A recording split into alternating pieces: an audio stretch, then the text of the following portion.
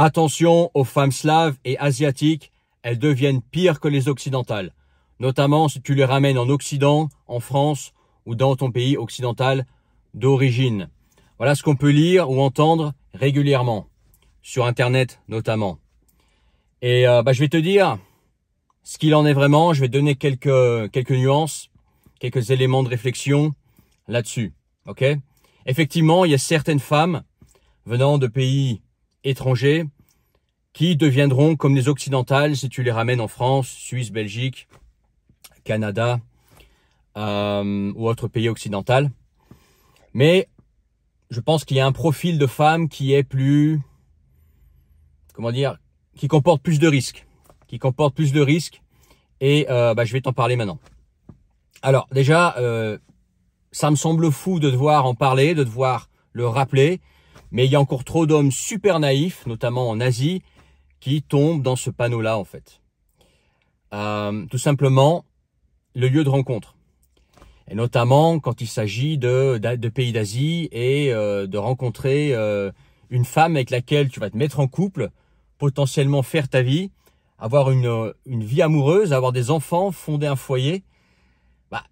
Forcément, tu vas pas prendre une femme, tu vas pas choisir une femme que tu as rencontrée soit dans un bordel, soit dans un bar à sucettes, soit dans un massage. Que ce soit un massage olé olé ou pas, c'est du bon sens, ok? Ces femmes-là, elles sont là pour travailler, elles font un travail et toi, tu es une opportunité financière pour elles. Alors, il y en a qui vont me dire, ouais, mais la mienne, elle est différente, mais moi, j'ai passé 10 ans en Asie, celle-là, 10 ans en Asie, celle-là, je la sens bien, etc. Mec, je veux dire, tu as tellement de choix, notamment en Asie. Pourquoi tu vas donner une chance à une femme travailleuse qui a eu, je sais pas combien de clients avant toi? Forcément, ça va mal finir. Elle voit en toi notamment une opportunité de sortir de sa misère de travailleuse sexuelle. Je veux dire, c'est du bon sens, ok? Et même si tu en trouves une qui est sympa, etc. Déjà, est-ce que tu acceptes qu'elle a eu, je sais pas combien de clients avant toi? Enfin, moi personnellement, c'est non d'office. Puis les remarques, si jamais par exemple, tu trouves une Thaïlandaise dans un salon de massage un peu olé olé ou dans, je sais pas, dans un bordel, imagine rencontrer un autre mec et dire, ah ouais, la tienne, elle pompe bien, hein. Tu te rends compte? Je veux dire, ça me semble être du bon sens. Tu ramènes pas une femme, tu te mets pas en couple avec une femme que tu as rencontrée dans ce genre d'endroit. Mais bon, il y a encore des hommes qui tombent dans ce genre de panneaux, qui disent, ah, celle-là, je la sens bien, etc. Pourquoi? T'as tellement de choix, ok?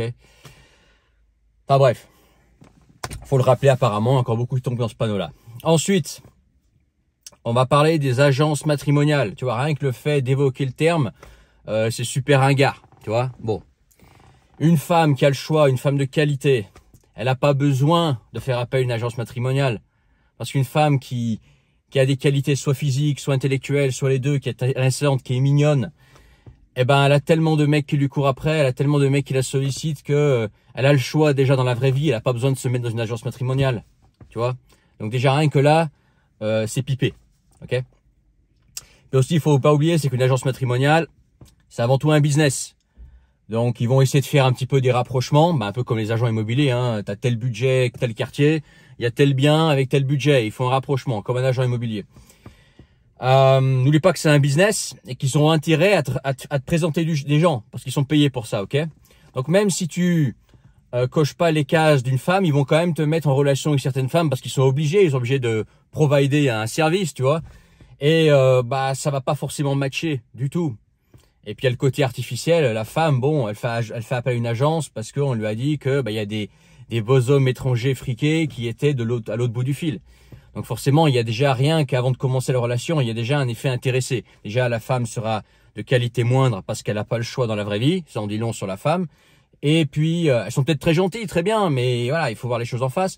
Et puis parce que on lui a fait miroiter du rêve avec des occidentaux, etc. Et même si aujourd'hui les niveaux de vie peuvent s'égaliser, par exemple avec l'Asie, la Russie, etc. à certains endroits. Et puis il y a aussi des hommes riches là-bas, hein, bien lotis, etc. L'Occident, ça fait quand même rêver, même encore aujourd'hui en Russie, en Ukraine, en Thaïlande, au Japon. L'Occident, ça fait rêver, c'est comme ça, tu vois.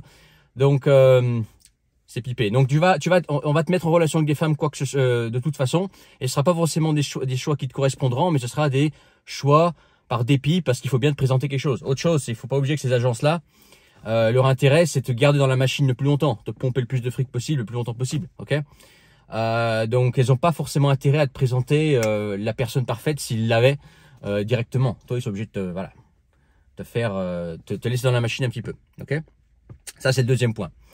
Troisième point, je vois trop d'hommes, notamment ceux qui ont du fric, ceux qui ont bien réussi, et tant mieux pour eux, ok?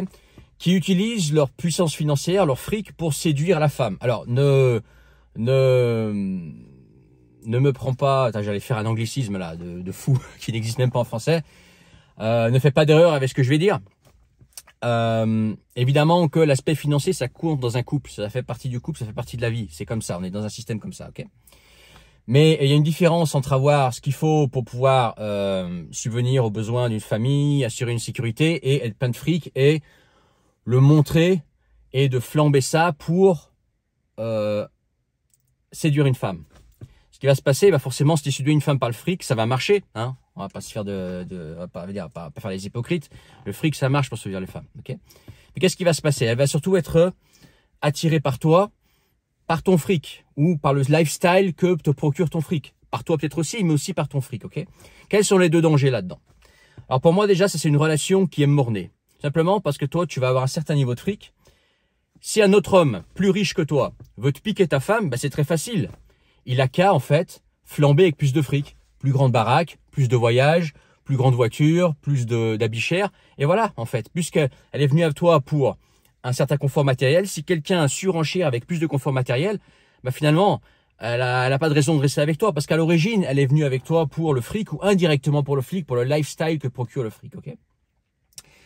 Ça, c'est une chose qu'il faut garder. C'est que une fois que tu rentres dans l'engrenage du fric, ça n'a pas de limite. T'as des mecs qui sont, si t'es millionnaire, t'as des mecs qui sont multimillionnaires. Si t'es multimillionnaire, t'as des mecs qui sont décamillionnaires. Si t'es décamillionnaire, t'as des mecs qui seront milliardaires. Si t'es milliardaire, t'as des mecs qui sont multimilliardaires. Tu vois ce que je veux dire? C'est sans fin, ce truc. Donc, il est là le danger. Autre chose, admettons aujourd'hui, t'es bien loti financièrement. T'as rencontré ta femme dans un cadre où t'étais confortable financièrement et tu lui as montré. Les aléas de la vie peuvent faire que bah tu te retrouves dans la merde, ta boîte coule ou je sais pas, tu fais un mauvais investissement et d'un seul coup ton niveau de vie baisse. Bah cette femme qui aurait été séduite par toi grâce à ton niveau de vie, grâce au style de vie, elle va se retrouver avec un homme qui n'a plus ça, ce par quoi elle était séduite au départ.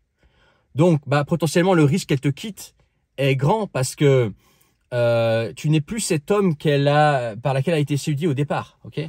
Donc j'ai envie de te dire, faut mieux rencontrer ta femme quand tu es pauvre que quand tu es riche. L'idéal, alors bien évidemment, c'est l'idéal. Hein, on choisit pas tout dans la vie, il y a plein d'aléas. L'idéal, c'est de rencontrer sa femme pauvre et de s'enrichir avec elle. Voilà, tu vois. Mais si elle t'a séduit, si tu l'as séduit, que t'étais pauvre ou que t'étais juste banal, il y a moins de risques qu'elle te quitte pour un mec plus riche une fois que tu la ramènes en France, parce que à l'origine, elle n'était pas avec toi pour ça. Tu vois ce que je veux dire?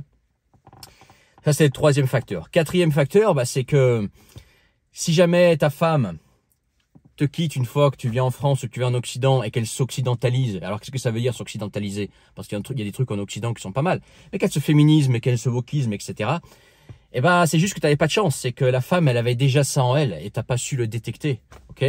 Un couple, c'est aussi de la chance, c'est aussi une part d'aléa, une part d'imprévu. Et que si t'as pas su détecter dès le départ que cette femme, elle avait des attirances pour le féminisme, le wokisme, etc., pour des idéologies venant d'Occident qui sont pas souhaitables dans ton couple, c'est que finalement, toi, t'avais mal senti la femme au bout d'un moment aussi, quoi. Faut pas se mettre avec n'importe qui, n'importe quand, pas se marier trop vite au bout de quelques mois, pas faire des enfants au bout de quelques mois. Construire une relation, ça prend du temps. Pour bien connaître une personne, il faut, je dirais minimum 1 an, moi. Allez, 1 an ou plus, tu vois, minimum connaître un peu la personne, vivre ensemble. Est-ce que vous pouvez vivre ensemble? Le couple peut très bien s'entendre, mais une fois que vous vivez ensemble, vous n'êtes pas fait pour être sous le même toit. Parce que vous avez des habitudes, vous avez des manies différentes. Toi, tu peux être super maniaque de la propreté et de l'ordonnance, être ordonné. Elle peut être bordélique comme pas possible. Donc ça va pas fonctionner, tu vois. Donc plein d'aléas qui vont faire que tu contrôles pas ou que il faut savoir détecter au départ, qui fait que potentiellement cette femme-là, si tu la ramènes en Occident, effectivement, elle peut changer. Mais toujours pareil, il y a des couples qui réussissent aussi. Et d'ailleurs, même en France, je suis étonné, il y a vachement, moi, j'avais pas vécu en France pendant longtemps, je suis revenu il y a 1 an et demi. Il y a vachement de couples femmes étrangères, hommes français, il y en a vachement. Et qui réussissent. C'est juste que c'est des personnes dont on n'entend pas parler parce qu'en général, les personnes satisfaites, les personnes qui ont réussi leur couple, n'ont pas de raison de venir s'en plaindre sur Internet ou sur les forums, tu vois. Mais il y en a pas mal. Si toi, tu as une femme étrangère, tu peux rapidement venir en contact avec d'autres couples. Si par exemple, toi, tu es français, elle est étrangère, avec d'autres couples qui ont des femmes étrangères, etc. En général, elles se parlent, elles se rencontrent à certains événements pour s'intégrer, etc. Et tu vas voir qu'en fait, il y a pas mal de couples qui réussissent. Sauf que t'en entends pas parler parce que ces personnes-là n'ont pas de raison d'en parler. Quand tu es satisfait par quelque chose, tu as tendance à pas en parler parce que tu t'en fous. Pourquoi vous avez besoin d'aller aller dire que tu es content sur Internet et sur une vidéo? Tout le monde s'en fout, tu t'en fous, tu passes à autre chose. C'est quand t'es insatisfait, quand tu te plains, c'est là que tu vas déverser finalement ton mal-être sur un forum, sur une vidéo YouTube. Tu vois ce que je veux dire? Donc ça peut bien réussir. C'est du cas par cas et bien évidemment, c'est pas tout blanc et tout noir comme d'habitude. Voilà, si tu trouvé ça intéressant, mets ton pouce. N'oublie pas de t'abonner. Dans la description, le premier lien, tu cliques sur le premier lien, tu t'inscris, tu pourras réserver une séance de coaching directement avec moi pour se parler en one-on-one. Ça aussi, c'est un anglicisme. Parler directement avec moi. Je te parlais de femmes, rencontres, comment gérer ça, où trouver ces femmes-là de qualité, quels sont les pièges à éviter. Bénéficier de mon expérience dans la matière. Et puis, commente. Laisse-moi savoir ce que tu en penses. Et puis, je te dis à très bientôt pour une autre vidéo. Allez, ciao!